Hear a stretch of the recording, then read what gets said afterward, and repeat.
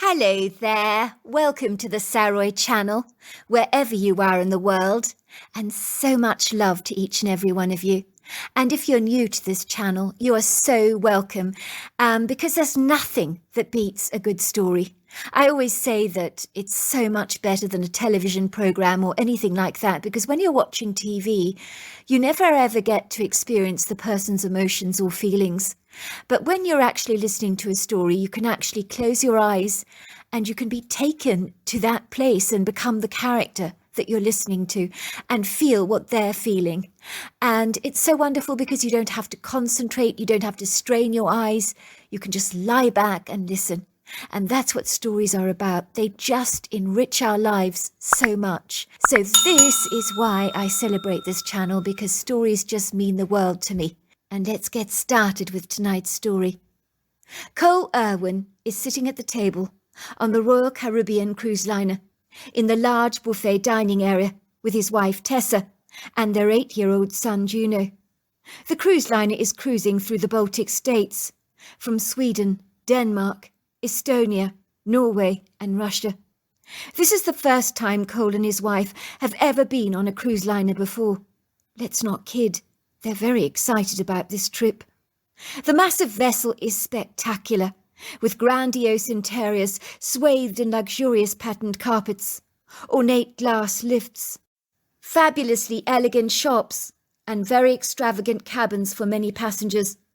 The cruise liner will be stopping at different countries along the way, so passengers on board the ship can disembark and enjoy excursions in uncharted areas of the map that they have longed to visit.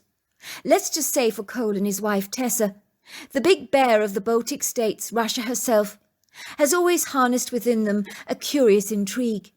They are particularly looking forward to their visit to St. Petersburg and visiting the Elizabethan Baroque palace known as Winter Palace that served as the official residence for the Russian Emperor in 1732. Cole's plate is piled high with scrambled eggs, salmon and cream cheese, and he's likely to go back for more.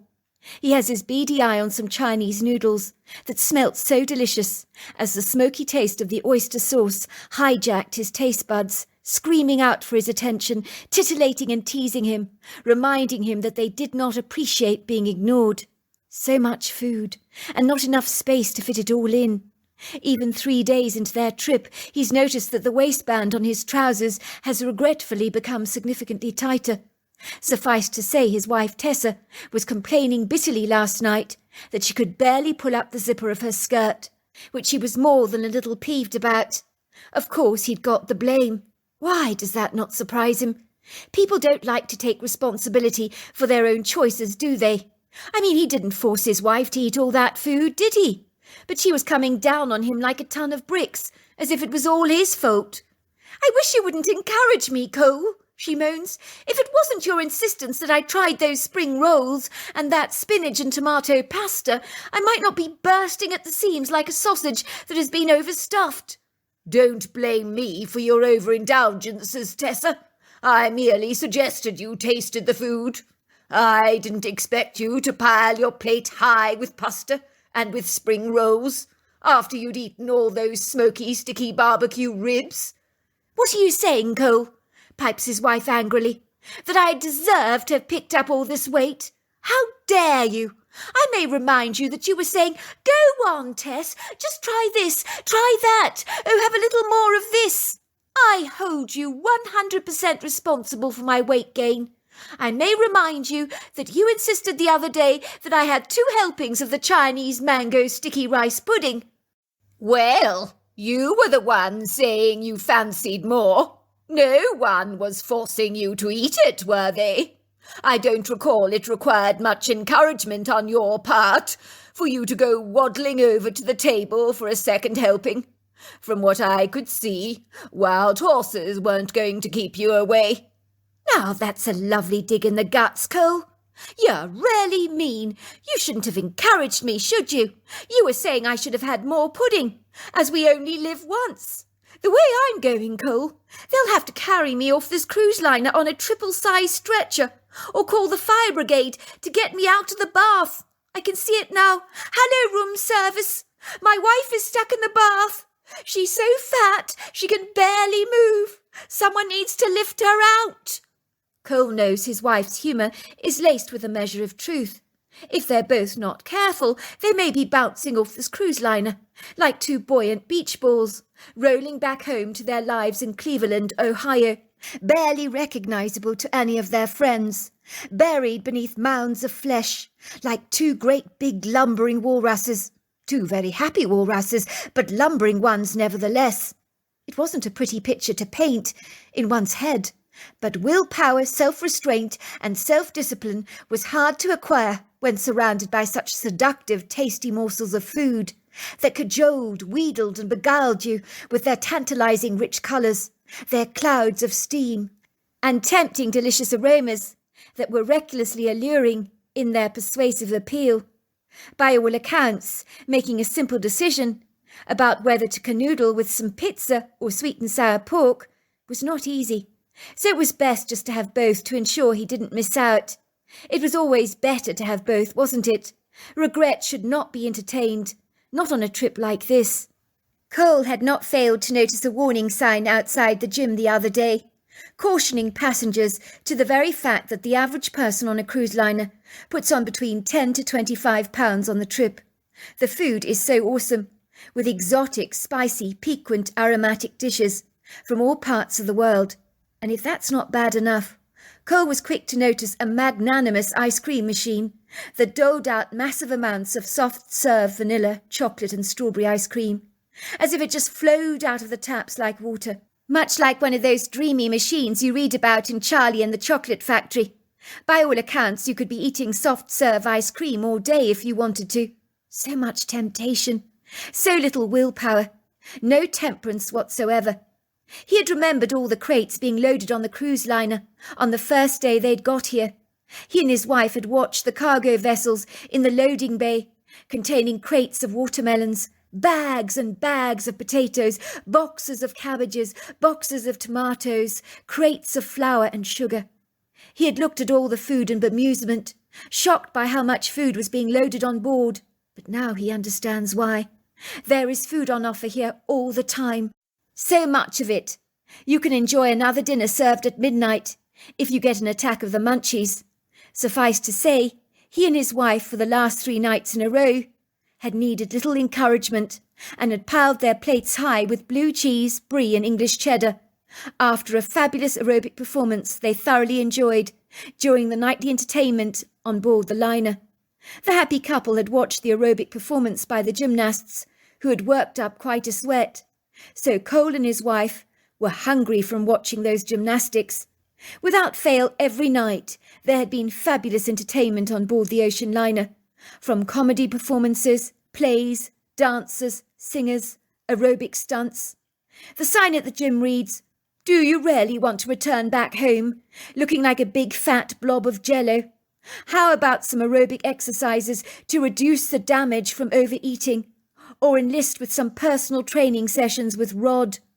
Cole groans at the idea of having some personal trainer by the name of Rod, who probably had a perfectly streamlined body, ripped with enviable muscle, goading him on and on to do another 12 push-ups. Nobody needed that. It reminded Cole of his brief stint in the American Army, when a letter from your girlfriend meant you had to do 100 sit-ups in order for him to get that letter. At the time it had been a price worth paying. "I'll be damned if I waste my time in a gym," he tells himself. "I'm here on holiday to relax, to thoroughly enjoy myself with my family, and to visit some exciting places. And I'm not going to become like a hamster on a treadmill. That would be insanely ridiculous. I didn't come all this way for that. There's plenty of time for all those mundane activities when I get back home, and when the refrigerator is loaded with all that ghastly rabbit food."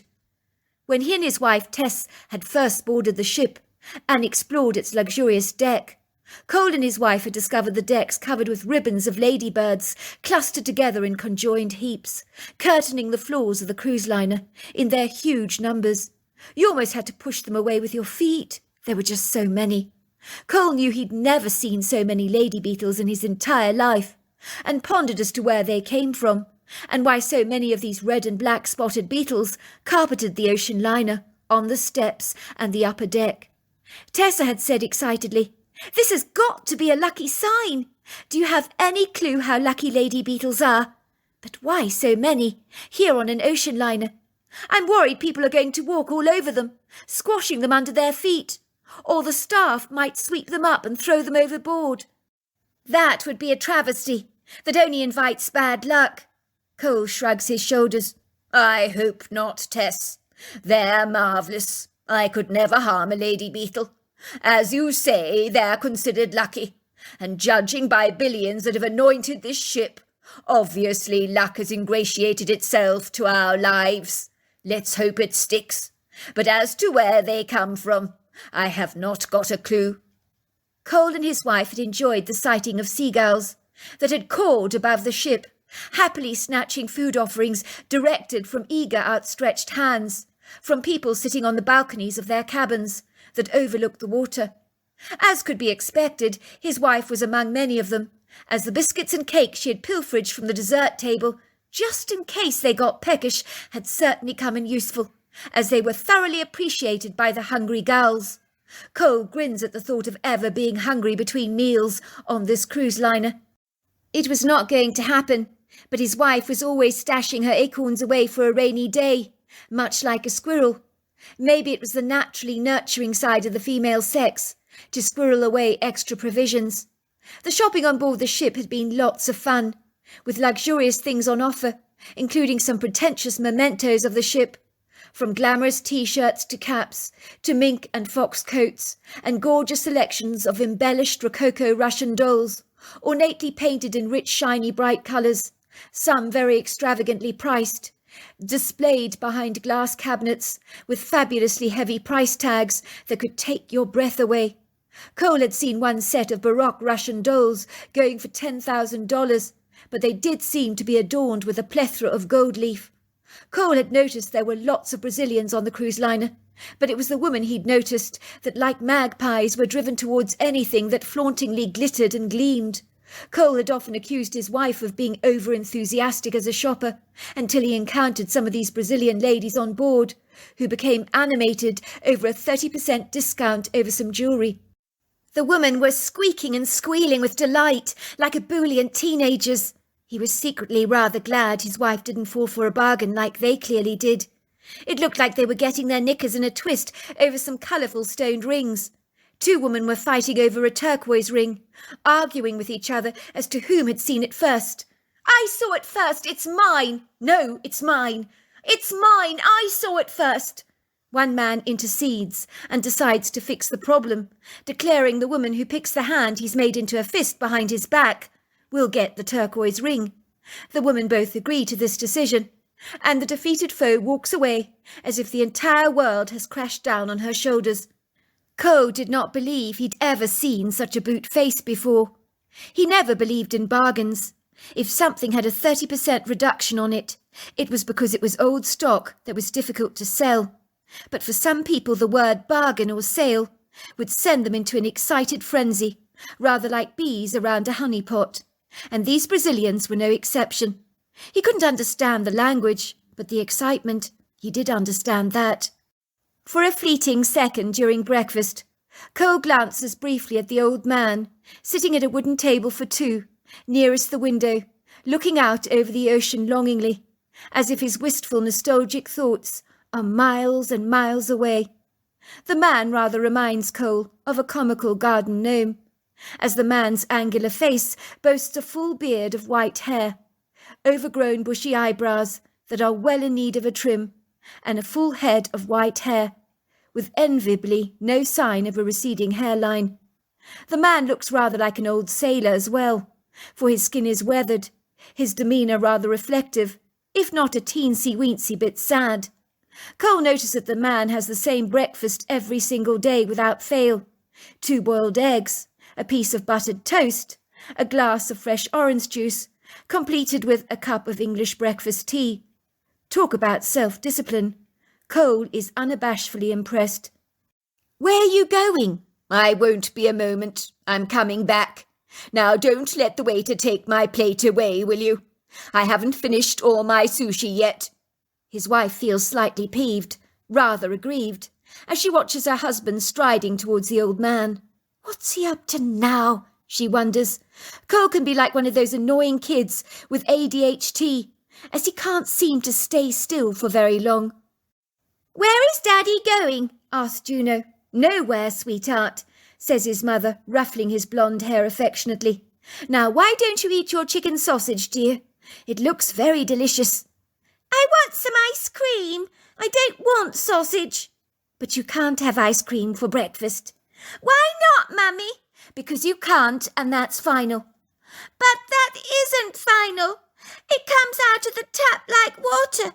You always let me drink water out of the tap." "That's different, Juno, and you know it.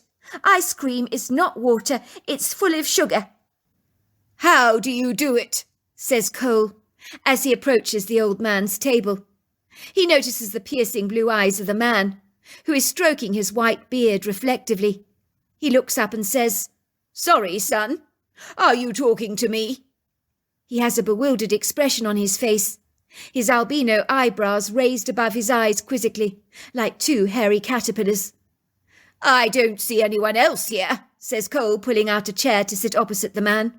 "Yes, I'm talking to you." "How do I do what?" he asks Cole. "What are you talking about?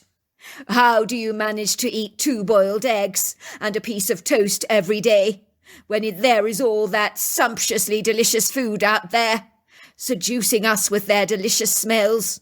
I notice you are very self-disciplined. You were not in the army or marines by any chance, were you?" The man chuckles. "No, never. I guess I'm just set in my ways. I'm a creature of habit, you could say. I've eaten boiled eggs for every day of my life. It's served me well, kept the weight under control, so to speak." "Lucky you," says Cole. "I swear I've been on this trip only 3 days. I'm already packing on the pounds," he says, patting his waistband. The man smiles at Cole. "Where are you from, son?" "I'm from Cleveland in Ohio. We live in a city there called Westlake. It's 12 miles west of downtown Cleveland. It's in Cuyahoga County." "Oh, I know that part of the world quite well, actually. By the way, my name is Hogan Fisher," he says, extending his hands to shake Cole's. His hand is firm and strong, but weathered and sun-kissed. "It's nice to meet you, Hogan. My name is Cole." "That's astonishing," says the man, doing a double take. "My younger brother was called Cole. The splitting image of you he was in his younger days. I'm not joking either. Died 2 years ago, I'm afraid." "I'm sorry to hear that," says Cole. "It's not easy to lose those we love. Losing a sibling has got to be hard on anyone, especially if they were close." "Death is part of the rich tapestry of life," says the man. "It happens to us all. It is something that none of us can avoid. I was down in Westlake about 5 years ago, you know. I was attending a funeral there of a good friend of mine. Nice place it was, too. A suburban feel. Lots of restaurants, coffee shops. A conservative feel about it. Yes, I liked it rather a lot." "Whereabouts are you from?" asked Cole. "Not sure you've ever heard of it. America is a very big place, let's not kid. So many small towns. I'm from Jim Thorpe in Pennsylvania. It's a small, charming town, located in the Pocono Mountains of northeastern Pennsylvania, which is 80 miles from Philadelphia and 100 miles from New York City. You live roughly about 8 hours away from me, I suspect." "In terms of America," says Cole, "that's not very far. An hour and a half's flight, I imagine. So that's not bad." "Something like that," says the man. Before long, Cole is engaged in a long conversation with this man, and his wife Tess is less than enamoured by this unlikely budding friendship, especially when every morning Cole religiously goes to speak to him, like clockwork, pulling up a chair, and even eating breakfast with the man. What a bloody cheek! She feels indignantly irritated, as she can see that her husband has struck up quite a connection with this man. Why is he going out of his way to speak to a random stranger? He told her she was welcome to join them. But what would she have in common with an old codger like that, who looks like he should be downsized to about 1 foot tall and relegated to the shrubbery in the backyard to entertain the garden plants? Let's just say, not to put too fine a point on it, he is the spitting image of that annoying garden gnome she reluctantly owns and wishes she didn't. An unfortunate, tasteless gift given to her by her mother. She has always wanted to sneakily throw it away. She hates the ghastly, distasteful thing, with its repellent, gaudy gog eyes. She'd love nothing better than to see it sitting at the bottom of her dumpster, keeping the vegetable peelings company. Suffice to say, her assiduous, astute mother always checks that her frightfully lurid garden gnome is poised in pride of place in her vegetable patch, scaring the birds away with its grotesque gouging eyes and its bright red cap. It seems her whimsical mother believes that the contemptible garden gnome has got so much character. "Isn't he sweet, darling?" she had said proudly. "He'll look after all your vegetables for you, keep you company in your yard. You'll never feel alone with him around. He's quite the charmer." When Cole returns to the breakfast table, Tess launches into him. "Why did you leave me and Juno stranded here at the breakfast table? Every single morning you do this. You go and speak to that silly old garden gnome over there," she says brusquely, unable to disguise the note of irritation that rises up in her voice. She's unaware that makes her sound rather like a petulant, whiny, spoilt brat. But she doesn't care. She takes offence at her husband abandoning their table to sit with a perfect stranger he doesn't even know from Adam. "I don't know," says Cole. "I feel drawn to speak to him. He's a very amenable character, you know. I think he's quite lonely. It's nice to make the special effort to have a conversation with him. His wife died 5 years ago, after being hospitalized with pneumonia. He misses her desperately. He comes on these cruises to get away, to visit interesting places and exotic locations around the globe. He's had rather a colourful life, based on what he's telling me. Raised lots of children over the years, something we wish we could do. I think he enjoys our conversations we have together. He says he gets lonely on board this ship. It can't be easy for him." "Well, why doesn't he move into a retirement home then? Meet people that way," Tess snipes vindictively. Cole looks at his wife aghast. "Come on, sweetheart. That's a very mean thing to say. He obviously enjoys his independence, and good for him. I'll have you know he's a terribly charming man. He reminds me of my grandfather." 8 years later, Cole is sanding down the watermarks that have accumulated over the antique dining room table in the outside garage, that ironically has never been used for cars. The whole garage has been used for his carpentry business. This is a job he's been meaning to do for his wife for many long years now, but he's put it off time and time again. His 16-year-old son, Juno, is sanding down the old coffee table that has also got watermarks from people leaving wet mugs on the wooden surfaces. "You know what you should do, Dad? Once we've restored the wood, we should get glass made to measure, to fit above the furniture, so people don't leave behind unsightly watermarks. They'll place their glasses and mugs on glass instead. It'll help to protect the wood. You've got to admit it's a good idea." "It's a very good idea, son. You know, I always give our guests coasters, but they always fail to use them, so the glass might be a solution." Cole feels his phone vibrating in his chino pants and pulls it out of the side pocket and answers. "Cole speaking." "Is this Cole Irvin?" comes an official voice. Cole, who is covered from head to toe with dust, wipes some of the dust from his perspiring face away with the back of his hand and stands up to attention. Even his son stops sanding and is staring up at him as he senses that this is not just a random phone call, judging by the businesslike tone of his father's voice. "Are you the Cole Irwin that went on a Baltic cruise 8 years ago, on the Royal Caribbean cruise liner, visiting Norway, Russia, places like that?" "That's right, I did. What is all this about? Now look, if you're advertising for more cruises, I'm not interested. I'm sorry, I can't afford another cruise. But yes, the trip we had on the cruise liner was very good. Do you remember meeting a man on the cruise liner, calling himself Hogan Fisher, from the little town of Jim Thorpe in Pennsylvania? Does that ring any bells for you? That's right, I remember him. Very nice old man.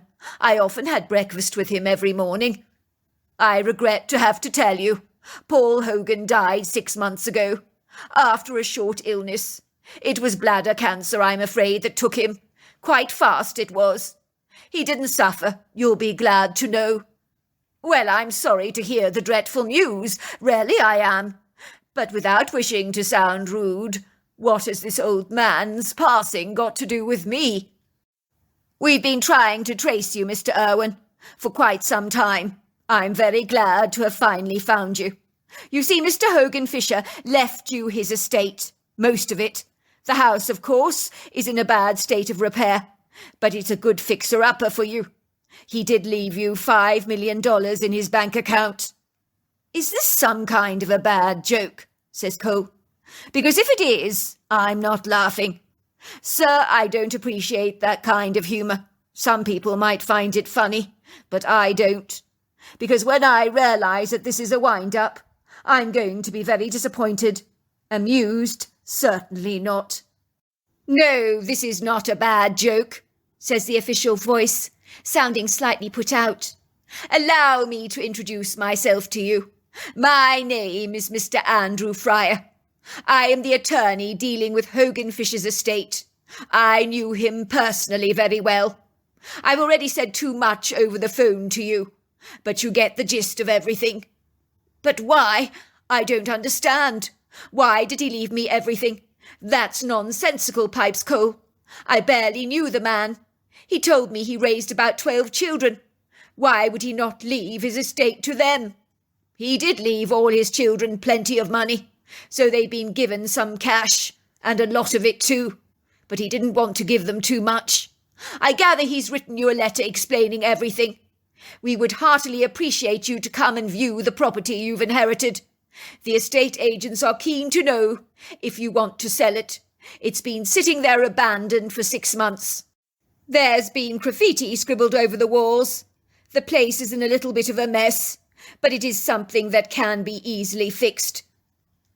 Cole puts down the phone and stares at his son nonplussed. What's wrong, Dad? You're scaring me. What's going on? I've only gone and inherited $5 million and a house in a bad state of repair from a complete stranger on a cruise ship. You probably won't remember him. You were 8 at the time. Cole's account. After I spoke to the attorney on the phone that day, whom had announced that a random stranger I briefly met on a cruise liner, called Hogan Fisher, had left me most of his estate, aside from a sizable amount left to some foster children he had raised. I was dumbfounded by this. All my life I'd worked hard for a living, sometimes working my butt off, often taking extra jobs to pay the family bills. It was my wife's more affluent parents who had paid for our trip on the cruise liner as a 30th birthday present for her. I could never have afforded such an extravagant holiday with my meagre income as a carpenter. I was the kind of person that never won a damn thing in my entire life. It was other people that won raffles or competitions or the lottery, but I'd never ever been lucky like that. Growing up, I'd always believed God had favourites, of which I was clearly not one of them. Being a carpenter like his son Jesus, you'd think he'd have a soft spot for me, would you not? But not so. The last few years had been exceedingly tough. Life had been a huge struggle financially for me and my family. We had been through some precariously rough times together, where our family had to receive a helping hand from my wife's mother. I loathed that. It always made me feel very humiliated, accepting handouts from your in-laws. Tessa's mother had these unfortunate eyes that bored into you like a woodpecker's beak, and I could sense she was thinking, "You're not looking after my girl properly." That look of hers would make me inwardly squirm. I recall all the lady beetles on the Princess cruise ship, and how my wife said it meant bountiful luck was on our way, and it seemed to have arrived at our front door so serendipitously, 8 years later. It was nothing short of extraordinary. It was hard to assimilate such great news. A perfect stranger on a cruise ship had left me most of his estate, $5 million as well. Let's just say I didn't jump up and down for joy as you might have expected. News like this takes time to assimilate. For a while it seems so surreal. That celebration is certainly far from your mind. You're in a state of suspended shock. You're almost afraid that if you get excited, you'll find it wasn't real after all. So that's the end of part 1. Part 2 tomorrow, and it's fantastic. It's an incredible story, so don't forget to tune in. Until next time, goodbye and good night.